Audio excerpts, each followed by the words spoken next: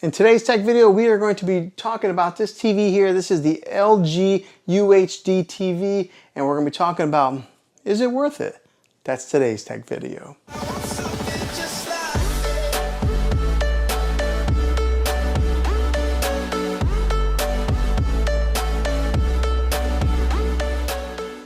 Well, hey guys, Juan here. Thanks for stopping by my channel and checking out this video. So if you're watching this, I imagine you're in the market to possibly buy this LG TV right here.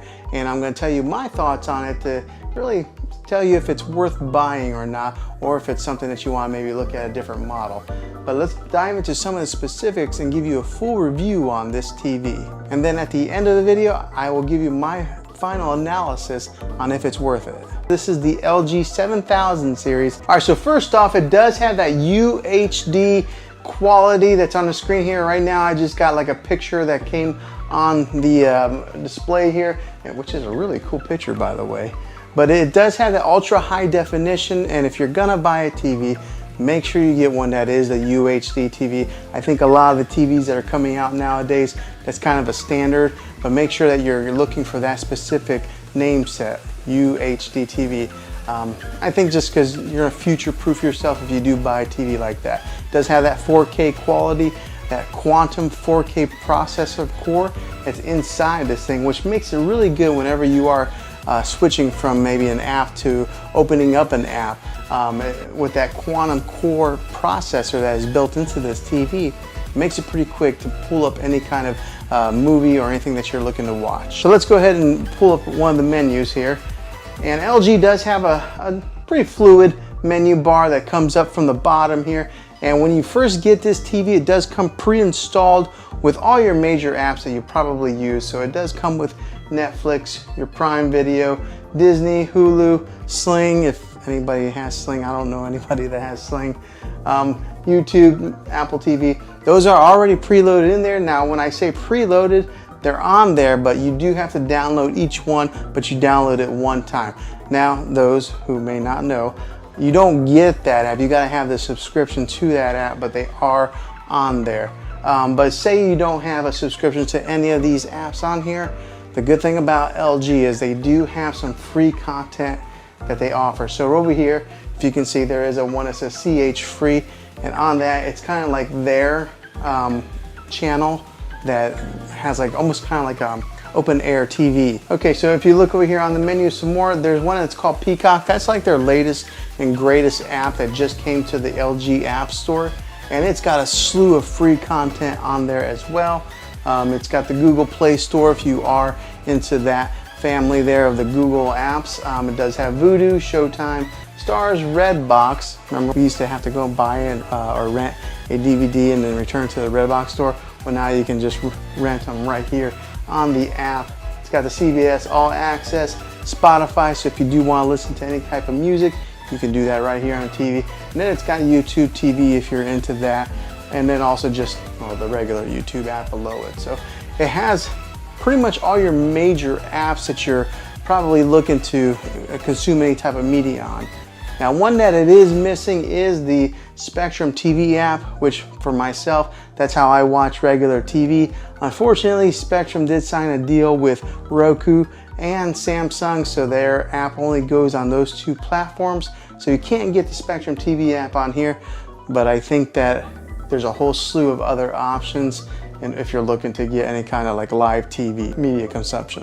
Now, after testing this TV out for a little bit of time, the one thing that really caught me by surprise is how loud it is. A lot of times I only have to listen to this thing, right here's the volume button, but I usually pull it up to about 18 is where I'm comfortable at listening to it, and I do have kind of a longer room here. 18 is plenty loud for me, so therefore I don't really need a sound bar with this TV. That's just an additional expense. If you're wanting to save a few dollars, I think you'll be okay with that, because a lot of these TVs, the sound is just terrible. But with this one here, it performed pretty well. Now, if you do want to get some of those booming bass sounds whenever you're watching your action TV or anything like that, then yeah, look at maybe adding a sound bar to enhance your movie watching experience. But if you're just looking to save a few bucks, this TV, the sound in it will do just fine. Now, like I mentioned before earlier in the video, it does have that quantum core processor that helps push that 4K content on this thing, which is great because it gives you that nice crisp clear image like this one here that's on the screensaver. That quantum processor helps boost and makes those colors very vibrant, and maybe reduces a lot of the noise that would be in an image. Therefore, it does also translate into video watch, giving you that really dynamic color that you're looking for.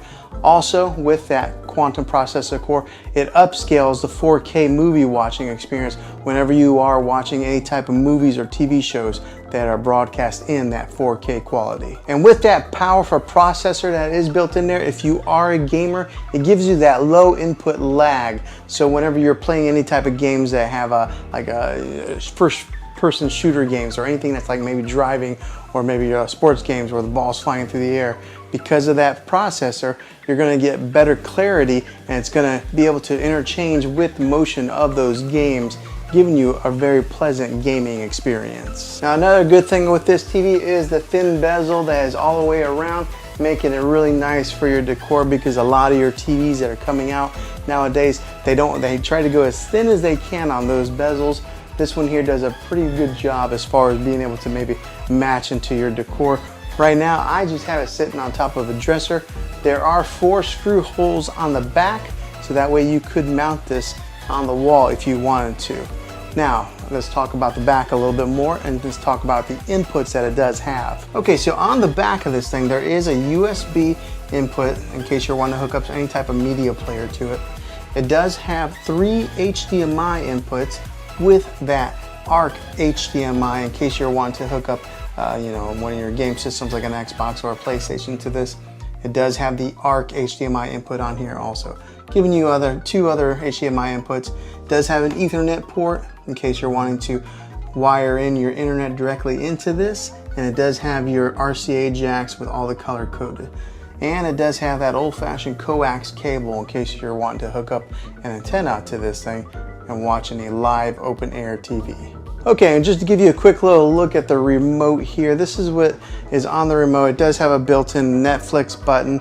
It's got a built-in Prime Video button, and then there's a movies button right here, so that way you can customize it.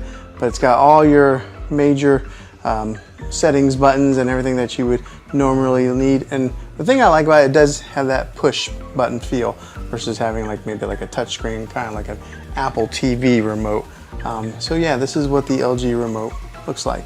And if you are somebody who watches a lot of sports, it does have a 120 Hertz refresh rate to help with that sports watching experience. So for example, whenever you're watching like soccer and they kick the ball up in the air, and sometimes you would see like a blur on some of those cheaper TVs. With this one here, because of that refresh rate, it's nice, crisp, and clear as it's going through the air. So if you're into sports watching, this would be a good TV for you. And on the smart end, it works for all your major smart devices. So it works with your Google Assistant, your Amazon Alexa, and Apple HomeKit. I ended up setting off my Alexa device anyways. So it does work really well with all your smart companies.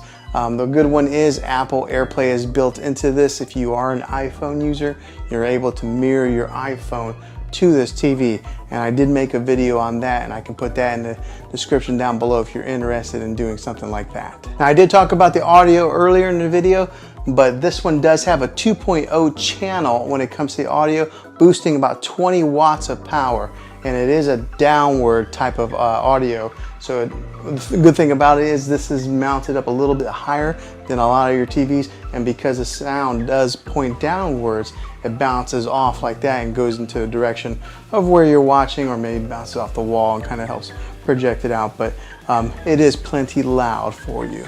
And to give you some dimensions of this TV, because I always like to know what a TV measures out to be to see if it fits in my space. This one here, we're going to talk about it with the stand on it. It measures out to be 44.5 inches on the width right here, and then 28.3 inches on the height. That's with the stand. If you take these legs off, it becomes 26.1 inches if you were just to go with the top of the TV to the bottom. And then as far as the depth on it, you're looking at about 3.4 inches in thickness. And then also the measurement of the stand legs from here to here, in case you do have an existing sound bar and you want to see if it's going to fit in there.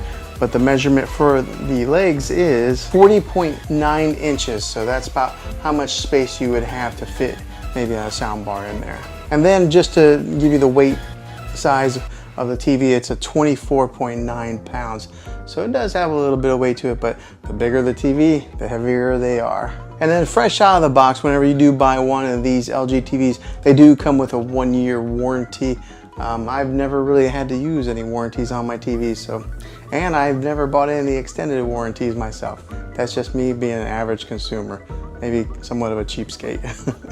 But I never buy any of those extra warranties, but this one does have a 1-year right out of the box. Okay, and just a preference to say I don't work for LG at all. This is just my average consumer review on this thing, my honest review. Okay, so now that we have reviewed and talked about all the specifics on this thing, is this TV worth it? I think that if you're looking for a budget TV for maybe a spare bedroom, or if you're a gamer and you're looking for a gaming TV, then I think this would be a good TV for you. But if it's like your main TV for your living room, you might want to get one that's a little bit better in quality. But I guess it all comes down to the price, if this is in your budget or not. But it's a great TV. But if you're looking to maybe boost and have an awesome TV that prepares you for even more further into the future, you might want to spend a few more extra dollars. But if it's for a spare bedroom gaming TV, this is a good one to get. If you are interested in getting this, I'll have a link in the description down below of where you can buy one. But hopefully this video was helpful to you. If it was, go ahead and throw a thumbs up on it. Go ahead and subscribe to my channel. I make tech videos all the time, and I'd love to have you back in the next one. Until then, go out there and be creative.